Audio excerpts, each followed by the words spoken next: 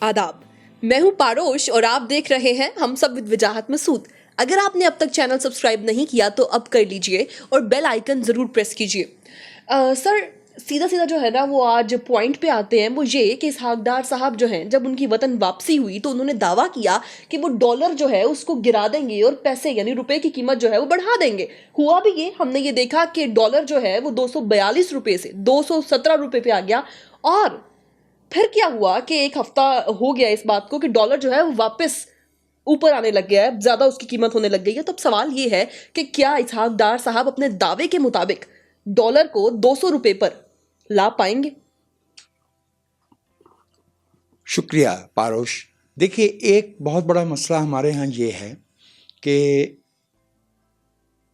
कौम लार्जली बहुत बड़ी अक्सरियत जो है वो नाख़वानदा है, और जो लोग पढ़े लिखे भी हैं उनमें भी मईशत की जो मुबादियात हैं उनका शऊर बहुत कम है। तो सियासतदान बहुत से ऐसे दावे कर देते हैं जिनकी कोई मुआशी बुनियाद नहीं होती, जो कानों को बहुत अच्छे लगते हैं। मिसाल के तौर पे, जब मैं कम उम्र था, नौजवान, तो 77 की तहरीक चली तो उसमें एक नारा ये था कि हम चीज़ों की जो कीमत है वो 1970 की सतह पे लाएंगे। अच्छा, अब ये 1970 की सतह पे 1970 में बैठ के कहना लोगों को बहुत अच्छा लगता था। It was not going to be, ये नहीं होना था। ये जो किसी मुल्क की करेंसी की शरह तबादला होती है, जो उसकी वैल्यू होती है, इसकी बुनियाद 3 फैक्टर्स पे होती है। सबसे पहली कि मुतल्लिका मुल्क की मईशत की मुबादियात, बुनियादी फैक्ट्स क्या हैं, बुनियादी हकायक क्या हैं, एक। दूसरा, उस मुल्क के बारे में मंडी में, मंडी से मुराद मार्केट, दुनिया भर में सियासी तौर पे तासुर क्या पाया जाता है। You are so intelligent, I am jealous really. और तीसरा ये होता है कि कुछ मसनूई तरीके होते हैं मैनिपुलेशन के, कुछ कान मरोड़ा। मैं बता देता हूँ कि वो क्या होते हैं। Inorganic veg. मिसाल के तौर पे फर्ज किया कि आपकी ये परसेप्शन है कि डॉलर की कीमत जो है वो बढ़ेगी और रुपया गिरेगा, और आपके पास जो है वो $10,000 हैं, तो आप उसको जो है वो अपनी घर में या अपनी अलमारी में या बैंक में रख देंगे। ठीक है। और आप चाहेंगे कि जब इसकी कीमत ज़्यादा हो तो मैं तब इनको मार्केट में लाऊं ताकि मुझे ज़्यादा रुपए मिले। ठीक है। अच्छा, ये काम आप जैसा कोई बंदा इंफरादी तौर पे भी करता है, लेकिन बैंक्स जो होते हैं, जो बड़े कारोबारी इदारे होते हैं, जो बड़े कॉर्पोरेट सेक्टर में, ख़ास तौर पे जो कमर्शियल बैंक्स होते हैं, वहाँ तो लोग बैठे होते हैं जिनका काम ही ये होता है कि वो तो लम्हा ब लम्हा, आवर बाय आवर, हर घंटे देख रहे होते हैं कि दुनिया भर में जो है वो किस तरफ क्या हो रहा है, डॉलर कहाँ जा रहा है, पाउंड कहाँ जा रहा है, यूरो कहाँ जा रहा है। मैं आपको इसकी मिसाल पेश करना चाहता हूँ। मिसाल ये है कि अब इस वक्त दुनिया भर में डॉलर स्ट्रॉन्ग जा रहा है। वजह उसकी ये है कि अमेरिका जो फेडरल बैंक है ना, फेडरल रिजर्व बैंक है, उसने इंटरेस्ट रेट बढ़ा दिया है। तो लोगों को इसमें दिलचस्पी है कि वो डॉलर में इन्वेस्ट करें। टू द पॉइंट कि करंटली जब हम ये बात कर रहे हैं, इस वक्त $1 के बदले में 1.4 पाउंड की कीमत है। ठीक है।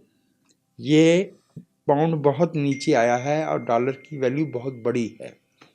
यूरो जो डॉलर से कहीं ज़्यादा कीमत रखता था, वो इस वक्त 0.98 पे आया हुआ है। ठीक है। तो इसका मतलब यह है कि आलमी मंडी में डॉलर जो है वो स्ट्रॉन्ग जा रहा है। हम वहाँ पे क्या बेचते हैं जनाब, उस मार्केट में होता यह है कि हमारा कोई बैंक है, फर्ज किया कि उसके पास $500 मिलियन है, उन्हें रोके हुए हैं। ٹھیک ہے.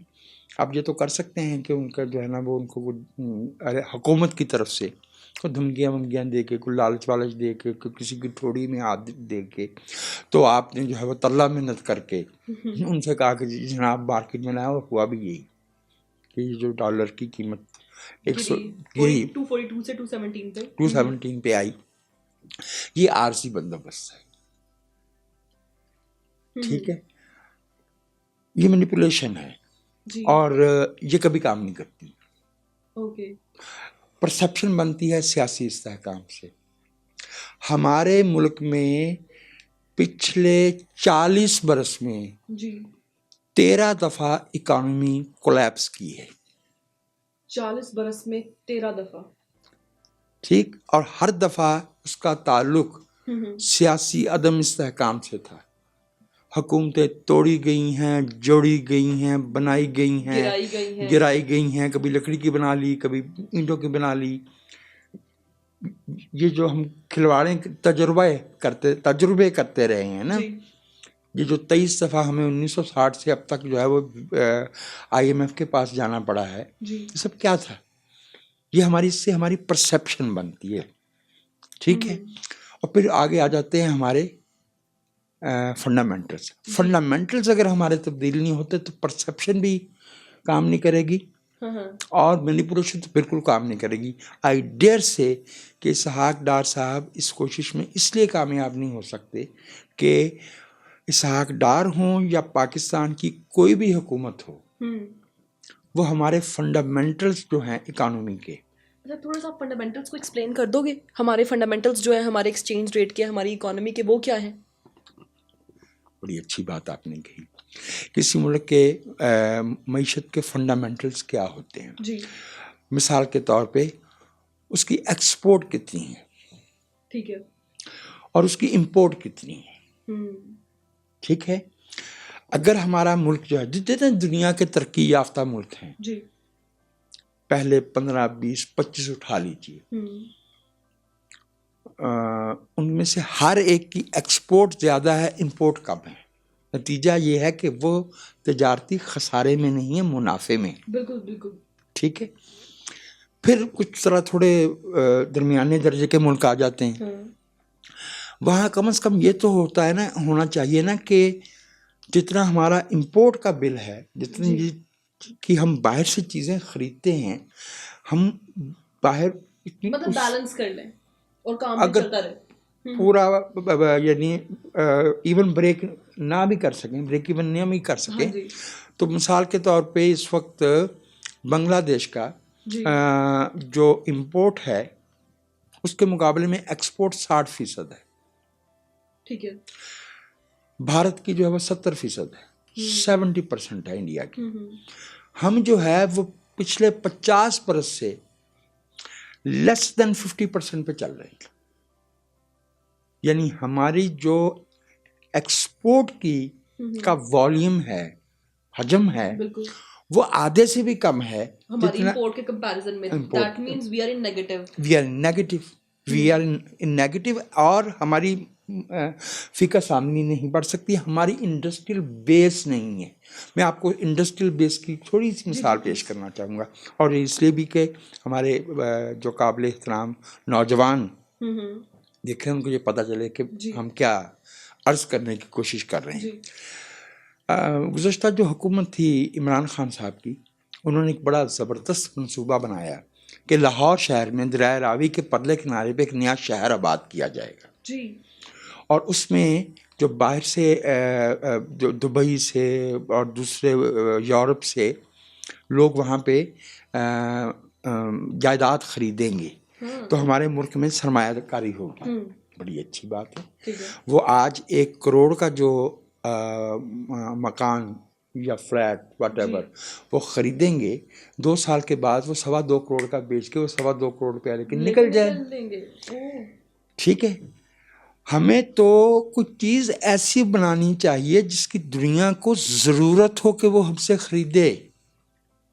ہمارا مسئلہ, میں آپ کو چھوٹی سی ایک بنیادی بات بتاتا ہوں. ہمارے ملک میں 1.4 ارب ٹن خام لوہا پایا جاتا ہے. 1.1 بلین 1.4 بلین ٹن. اور ہم نکالتے کتنا ہے؟ 4 لاکھ 5 لاکھ ٹن. ٹھیک. اب مجھے بڑی شرم آئی کہ اسٹیفن کوہن جو پاکستان پہ بڑی اتھارٹی سمجھے جاتے تھے، انہوں نے اپنی کتاب میں ایک جگہ پہ طنز کیا نا پاکستان پہ. ایک چیز ہوتی ہے مکینکس میں، انجینئرنگ میں بڑی بنیادی سی، کرینک شافٹ کہتے ہیں اسے. یعنی کوئی چیز جو ہاریزونٹلی موو کر رہی ہے اس کو ورٹیکلی کیسے موو کرنا ہے، اور جو ورٹیکل ہے اس کو ہاریزونٹلی کیسے کرنا ہے. یہ کسی بھی مشین کا بنیادی حصہ ہے. اس نے لکھا تھا کہ پاکستان تو کرینک شافٹ بھی نہیں بنا سکتا، حالانکہ پاکستان کے پاس جو ہے وہ کالا باغ میں، میاں والی میں، سونس کیسر میں، چنیوٹ میں سافٹ یہ جو آئرن ہوتا ہے نا، خام لوہا، اس کی ڈگریز ہوتی ہیں، اس کی کیٹیگریز ہوتی ہیں. ہمارے پاس سی کیٹیگری کا بھی ہے، ہمارے پاس اے کیٹیگری کا بھی ہے. ہم کیا کر رہے ہیں؟ ہم ہاؤسنگ سوسائٹیاں بنا رہے ہیں. ہاؤسنگ سوسائٹیاں ہم ایکسپورٹ تو نہیں کر سکتے. ایگزیکٹلی. اور آپ نے مجھے بتایا بھی تھا کہ پراپرٹی جو ہے وہ آپ کی اکانومی میں اس طریقے سے رول پلے کر ہی نہیں سکتی. بالکل ٹھیک ہے. ابھی کیا ہو رہا ہے کہ ہماری ریمیٹنسز جس پہ بڑا ہم ناز کرتے تھے نا، ترسیلات زار، اب ان کا والیوم بھی کم ہونا شروع ہو گیا، اور یہ آگے چل کے مزید کم ہوگا. اور دنیا ہم سے پوچھے گی کہ آپ کو کس عقل مند نے کہا تھا کہ آپ اپنا جو امپورٹ بل ہے اس کے ساتھ ایکسپورٹ بل کو اس کی بنیاد پہ بیلنس کریں. بھئی لوگ تو اپنے ماں باپ کو، بہن بھائیوں کو پیسے بھیج رہے تھے. یہ جو بیچارہ ہمارا خلیج میں بیٹھا ہوتا ہے، اس سے یہ جو کچھ بھیجتا ہے اس سے صرف گھر چلتا ہے. وہ کچھ زیادہ نہیں بھیج رہا ہوتا. آج کے پاکستان میں ایک عام لوور مڈل کلاس کا گھرانہ جتنے پیسوں پہ چلتا ہے، اس سے زیادہ وہ وہاں کما نہیں سکتا. وہ تو بیچارہ یہاں سے دھکے کھاتا ہے، ادھر صحراؤں میں بیٹھ گرمی میں جو دھوپ میں کام کر رہا ہے، وہ اس لیے کر رہا ہے کہ یہاں اس کو وہ بھی نوکری نہیں مل رہی. یہاں اس کو جو ہے وہ 50 60 70 ہزار کی نوکری بھی دستیاب نہیں ہے، اس لیے وہ وہاں بیٹھا ہے. تو یہ جو یورپ میں لوگ گئے ہیں، امریکہ میں گئے ہیں، کینیڈا میں گئے ہیں، آسٹریلیا میں گئے ہیں، یہ اپنے ماں باپ کو، بہن بھائیوں کو پیسے بھیجتے ہیں. یہ جو ان کے بچے وہاں پیدا ہو کے جوان ہو رہے ہیں، وہ کس کو بھیجیں گے؟ کیوں بھیجیں گے؟ انیویٹیبل ہے کہ ایٹ اے سرٹن پوائنٹ یہ رک جائے گا. اب ہمارے جو لوگ 70s میں 80s میں، اصل میں تو ہمارا جو ہماری مین پاور کا، خاص طور پہ پروفیشنل کلاس کا، یہ 80s میں زیادہ ہوا ہے. ٹھیک ہے. ٹرن آف دی سینچری یعنی 20ویں صدی کے آخر تک یہ سلسلہ چلتا رہا. اب اللہ کے فضل سے ہماری شہرت بہت اچھی ہے. اب جو ہے وہ پاکستانیوں کا جو ہے وہ پاسپورٹ دیکھ کے ایک طرف کر دیا جاتا ہے. ہم نے جو ہے وہ ایسے کارنامے کیے ہیں کہ دنیا میں جہاں کہیں کوئی منفی کام ہوا، یعنی پتہ چلا کہ اس کا کھرا جو ہے وہ پاکستان جا کے نکلا، تو پاکستان کا امپریشن، تاثر بھی خراب ہوا ہے. فنڈامنٹلز کی میں نے بات کی ہے. فنڈامنٹلز میں ہمیں اپنی جہاں پہ ہم پیسہ خرچ کرتے ہیں اس کو ٹھیک کرنے کی ضرورت ہے. کیا پاکستان میں آپ کو یہ لگتا ہے کہ یہ ہم ایک ایسے ملک میں بیٹھے ہیں جو بہت بڑے اکنامک کرائسس سے گزر رہا ہے؟ یہ جتنا گھی ہم استعمال کر رہے ہیں کھانوں میں، یہ سارے کا سارا ہمیں جو ہے وہ امپورٹ کرنا پڑتا ہے. ہماری اپنی سورج مکھی کی کاشت جو ہے وہ قریب ختم ہو رہی ہے. کسان اس طرف نہیں جا رہے، ان کو اس طرح سے وہ نہیں ہے. ٹھیک ہے. تو یہ جو ہم پام آئل امپورٹ کرتے ہیں، پھر ہم اپنی 85% پیٹرولیم کی پروڈکٹس جو ہیں وہ ہم کرتے ہیں، اور پھر اس کے بعد ہم کہتے ہیں بجلی کا بل کم کرو. بجلی کا بل کم ہوگا تو بجلی کی طلب بڑھے گی. بجلی کی طلب بڑھے گی تو ہمیں زیادہ پیٹرولیم پروڈکٹس منگوانی پڑیں گی، اور پیٹرولیم پروڈکٹس کی قیمت ہمارے بس میں نہیں ہے. دیکھیے، میں آپ کو ایک بات عرض کروں، آپ نے بہت اچھا کیا جو معیشت کے یہ سوالات آپ اٹھا رہے ہیں. معیشت ایسے نہیں ہوتی کہ یہ والا بٹن دباؤ اس کو بند کر دو. یہ کوئی ریڈیو کا یا ٹی وی کا آر جے یا ڈی جے نہیں بیٹھا ہوا. کہ آگے پیچھے کر کے جو ہے اس کو ٹھیک کر دے. معیشت کے ہر نقطے پہ آپ جو بھی قدم اٹھائیں گے, جو بھی پالیسی بنائیں گے, اس کا اثر کہیں اور جا کے نکلے گا. So it is very complicated and it needs a lot of intelligence, and that kind of intelligence we can expect only from those political leaders جن کی قسمتیں اس ملک کے ساتھ وابستہ ہیں. یہ امپورٹ کے ساتھ جو ہے وہ جو ہم ٹیکنوکریٹ امپورٹ کرتے ہیں نا, جو یہاں آتے ہیں 3 سال 4 سال کے بعد پھر وہ واپس تشریف لے جاتے ہیں. حفیظ پاشا صاحب کہاں ہیں, کہاں ہیں شوکت عزیز صاحب, کہاں ہیں باقر رضا صاحب؟ تو میرے بھائی یہ اسحاق ڈار صاحب کا یہ کہنا کہ ہم $200 پہ لے آئیں گے ناقابل یقین ہے. اس کا کوئی نسخہ نہیں ہے. اور اگلی بات یہ کہ اگر یہ کر بھی لیا جائے مصنوعی طریقے سے تو اس سے فائدہ نہیں نقصان ہوگا. ٹکے گا کتنی دیر؟ ٹکے گا کتنی دیر؟ نہیں ٹک رہا. ٹھیک ہے, ہم نے فنڈامنٹلس پہ بات کر لی. اب اگر ہم بات کریں موجودہ صورتحال میں تو ہماری حکومت جو ہے وہ ہمارے قرضے جو ہیں وہ ری اسکیجول کرنے کے لیے پیرس کلب اور امریکہ سے بات چیت بھی کر رہی ہے. اب سوال یہ ہے کہ کیا ہمارے قرضے جو ہیں وہ ری اسکیجول ہو پائیں گے؟ جی ہاں, پاکستان کی گورنمنٹ نے جو ہے وہ امریکن سے بھی بات کی ہے, پیرس کلب کا اجلاس بھی متوقع ہے. جی دیکھیے, ہمیں عادت پڑی ہوئی ہے کوئی کسی نہ کسی بہانے سے دنیا سے پیسے ہتھیانے کی, فری لنچ کی. یہی وجہ ہے کہ ہمیں اپنی اکانومی کو بلڈ کرنے کی طرف ہم نے توجہ نہیں دی. بالکل 50s میں ہم کہتے تھے کہ ہم کمیونزم کے خلاف کھڑے ہو جائیں گے دیوار بن کے, سیٹوں سڈوں میں چل گئے, ہمیں پیسے دو. تو سارے 60s کا جو ہے ایوب کا پیریڈ آپ دیکھیں تو اس میں بہت پیسہ پاکستان میں آیا. ٹھیک ہے, 70s میں ہم کہتے تھے جی ہم آپ کے لیے افغان لڑائی لڑ رہے ہیں, ہمیں پیسے دے دو. سارا 80s بھرا ہوا ہے پیسوں سے, باہر سے آنے والے امداد سے اور قرضوں سے. اور 90 جو ہے وہ خشک ہے جس میں نواز شریف اور بینظیر کی گورنمنٹس تھیں. پھر ہم 2002 میں وار اگینسٹ ٹیرر کا حصہ بنے. تو آپ کو شاید آپ کو نہیں یاد ہوگا, 2002 میں پیرس کلب نے ہمارے قرضے میجر ریشیڈولنگ کی تھی. جی ویو آف بھی کیے تھے, ان کی جو ہے وہ میعاد بھی بڑھائی تھی, یعنی ان کو ری شیڈیول کیا تھا. لیکن اب وار اینڈ ٹیرر موجود نہیں ہے. ہم نے ایک نیا بہانہ گھڑا ہے. ویسے ہم سیانے بہت ہیں. ہم اب یہ کہہ رہے ہیں کہ دنیا میں یہ جو ہمارے بارشیں ہوئی ہیں اور یہ جو سیلاب آئے ہیں, یہ دنیا اس کے بدلے میں ہمارا قرضہ امداد میں تبدیل کر دے. امداد میں تبدیل کرنے کا مطلب یہ ہے کہ وہ ہم سے اپنے پیسے واپس نہیں مانگے.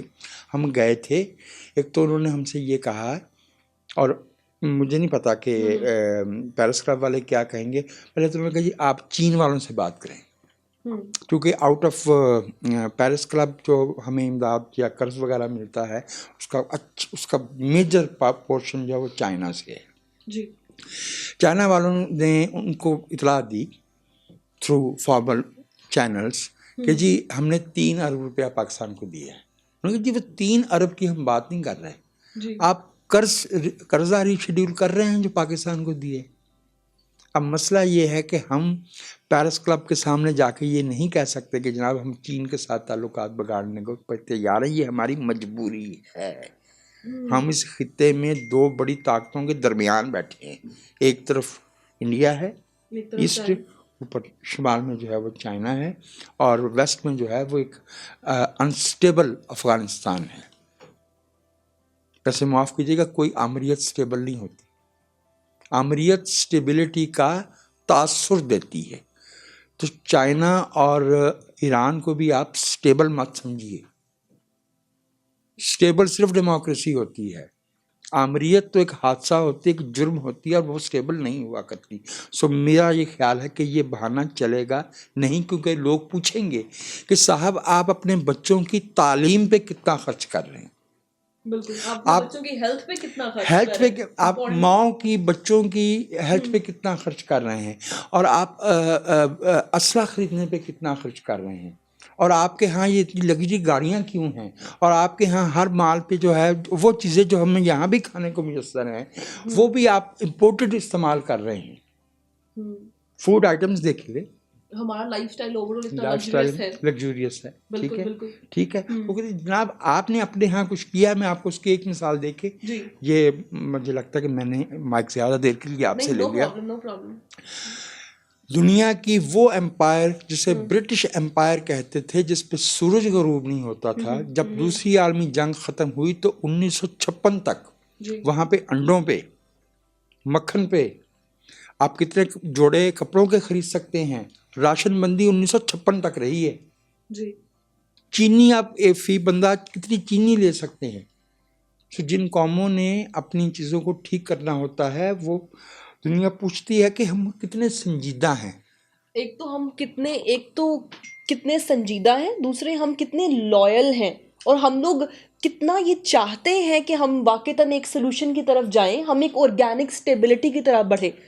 یہ آرگینک سٹیبلٹی جو ہے بالکل وہ مختلف اقدامات اٹھانے سے ہی ہوگی. لیکن اب آپ مجھے یہ بتائیے کہ سلوشن کیا ہے, کون سٹارٹ کرے گا؟ ٹھیک ہے, میں نے تو ہمارے پولیٹیکل لیڈرز کو کبھی نہیں یہ کہتے سنا کہ یار ہم یوں لائف سٹائل چینج کرتے ہیں آپ لوگ. مجھے لگتا ہے اگر ہمارے عوام کو بتایا جائے نا کہ آپ یوں کریں تو یہ نتائج نکلیں گے تو لوگ فالو کریں گے. لیکن کبھی نہیں یہ دیکھنے میں آیا کہ یار ہمارے پولیٹیکل لیڈرز جو ہیں وہ اپنی کسی اسپیچ میں بتا رہے ہوں کہ ہمیں یہ سٹیپس لینے پڑیں گے, ایسے ایسے کر لیں. سوائے انہیں تو جو ہے وہ ڈرٹی پالیٹکس کے علاوہ میں نے تو کرتے ہوئے ابھی تک کچھ نہیں دیکھا. مطلب آبویسلی اب آپ جنرس ہو رہے ہوں گے بہت زیادہ, اور آپ کہہ رہے ہوں گے کہ وہ بہت کچھ اور بھی کرتے ہیں, ٹھیک ہے, بٹ اپیرنٹلی ابھی آپ سمجھ رہے ہیں میں کیا بات کرنا چاہ رہی ہوں. تو اب وہ ہمیں کون بتائے گا, ہمیں کون گائیڈ کرے گا کہ کون سے سٹیپس لیں ہم کہ ہماری جو اکانومی ہے وہ رائٹ پاتھ پہ جائے. ہمارے سیاستدان جب بھی اس طرف کوشش کرتے ہیں انہیں قتل کر دیا جاتا ہے, جلا وطن کر دیا جاتا ہے, یا جیل میں ڈال دیا جاتا ہے. اور ہمارے ایسے سیاستدانوں کی تعداد ویسے بھی بہت کم ہے جو اس طرف جانے کی کوشش کریں, جو قوم کے لیے ایک ویژن, اکنامک ویژن رکھتے ہیں. ٹھیک ہے, ورنہ تو برادریاں موجود ہیں, فرقے موجود ہیں, اور ہم جو ہے وہ مذہب کے نام پہ, زبان کے نام پہ, اور سیاسی پارٹی کے نام پہ انتشار, شخصیت پرستی کے نام. ٹھیک ہے, سیاسی پارٹی کو جرم نہیں ہے, سیاسی پارٹی جمہوریت کا بنیادی حصہ ہے. ٹھیک ہے, پھر ہم لوگ ٹھیک ہے. تو میرا یہ خیال ہے کہ ہم لوگوں کو سچ بتانے, معاشی سچ بتانے سے اس لیے گھبراتے ہیں کہ ہم لوگوں کو ناراض نہیں کرنا چاہتے. ہم ان کے ساتھ جو ہے وہ لاڈیاں کرتے ہیں, لاڈیوں سے معیشت ٹھیک نہیں ہوتی. It needs very concrete steps. Export کیسے بڑھانی ہے, وہ انڈسٹری کیسے لگانی ہے جس سے کوئی خریدنے کو تیار ہو. بالکل بالکل. ٹھیک ہے, وہ معیشت کیسے چلانی ہے جس میں ٹرانزیکشنز ہو رہی ہوں, بھلے 10 روپے کی ٹرانزیکشن ہو رہی ہے, 20 کی ہو رہی ہے, 50 کی ہو رہی ہے, لیکن اگر ہم نے 1 کروڑ روپیہ جو ہے وہ بند کر کے 10 سال کے لیے رکھ دینا ہے ایک پلاٹ خرید کے, بالکل, تو اٹس ناٹ وہ گوئنگ ٹو ورک. ٹھیک ہے. اور ہم اپنے لوگوں کی جو ہیومن ڈیولپمنٹ ہے, جو ہمارے لوگ یعنی انسانی ترقی, ان کا سماجی تحفظ, ان کی جو ہے وہ ان کا معیار زندگی, اس پہ کتنا انویسٹ کر رہے ہیں. اور کچھ ایسے معاملات, فار ایگزامپل ہماری جو بیوروکریٹک ایلیٹ ہے, جو ہمارے کارٹل بنے ہوئے ہیں, سیمنٹ کا ہے, چینی کا ہے, بینکنگ کا ہے, کنسٹرکشن کا ہے, ان کو جو ہے وہ ہم سبسڈیز دیتے ہیں, اور عام لوگوں پہ جو ہے وہ ہم انڈائریکٹ ٹیکس لگا دیتے ہیں, جو مجھے بھی اتنا ہی دینا پڑتا ہے جتنا میاں منشا کو, آپ کو بھی اتنا ہی دینا پڑتا ہے جتنا ملک ریاض کو. بالکل ٹھیک ہے. اور ہم ڈائریکٹ ٹیکس اس لیے نہیں لگاتے کہ وہ ناراض نہ ہو جائے. ٹھیک ہے. میرے خیال میں سیدھا راستہ یہ ہے کہ ہمیں اپنے آپ سے بھی سچ بولنا چاہیے معیشت کے حوالے سے. ہم معاشی طور پہ ایک چیلنجڈ کنٹری ہیں, ہمارے اتنے وسائل نہیں ہیں کہ ہم اللہ تللے جو ہے نا وہ عیاشیاں وہ ابھی افورڈ کر سکیں. We must tighten the belt and we must understand that there is no free lunch. And we must understand کہ اگر ہم جا کے یہ کہیں گے کہ آپ ہمارے قرضے ریشیڈیول کر دیں تو ہمیں اس کی کاسٹ پے کرنی پڑے گی. بالکل, we have to pay for it also. جی, تو آج کے ایپیسوڈ سے اتنا ہی. اپنا خیال رکھیں.